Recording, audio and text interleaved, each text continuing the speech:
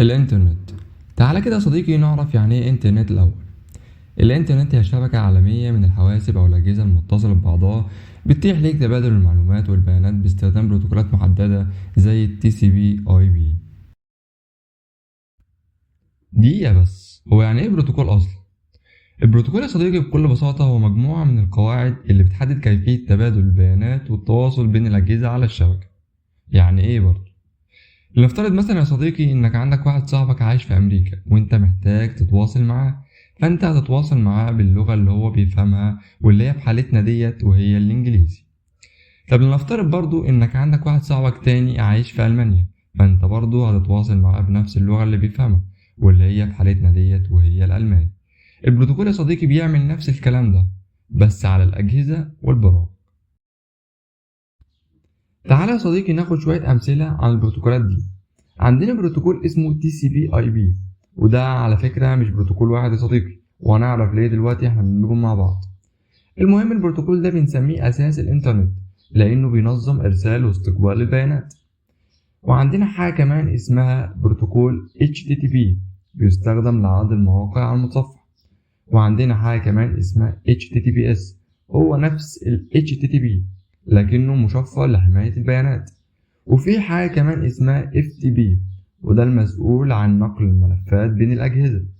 في حاجة كمان اسمها SMTP، وده المسؤول عن إرسال البريد الإلكتروني.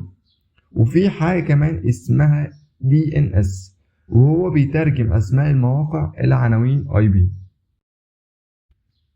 طب إيه هو ال TCP وال IP ده؟ ال TCP هو اختصار ل Transmission Control Protocol، بالعربي يعني بروتوكول التحكم في النقل، وهو المسؤول عن تقسيم البيانات إلى أجزاء صغيرة وإرسالها ثم إعادة تجميعها عند الطرف المستقبل، وبكده يضمن إن البيانات تصل كاملة ومرتبة وبدون أي أخطاء.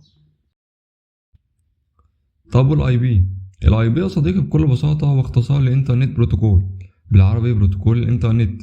أنا مش عارف الصراحة أنا ترجمت إيه، بس نكمل. الاي بي يا صديقي هو المسؤول عن تحديد العناوين الفريدة للأجهزة على الإنترنت، وده بيحصل عشان يسمح لها بالتواصل مع بعضها البعض.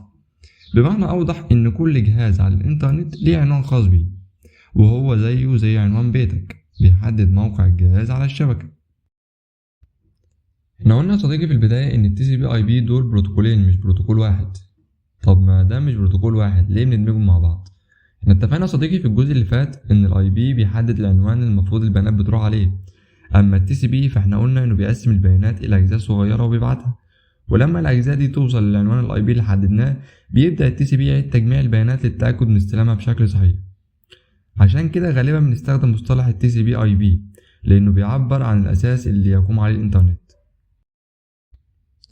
وبس يا صديقي، اتكلمنا النهاردة عن شوية معلومات عن الإنترنت وإزاي بيشتغل، وإن شاء الله الشرح يكون عجبك، وإن شاء الله أقابلك في فيديو جديد.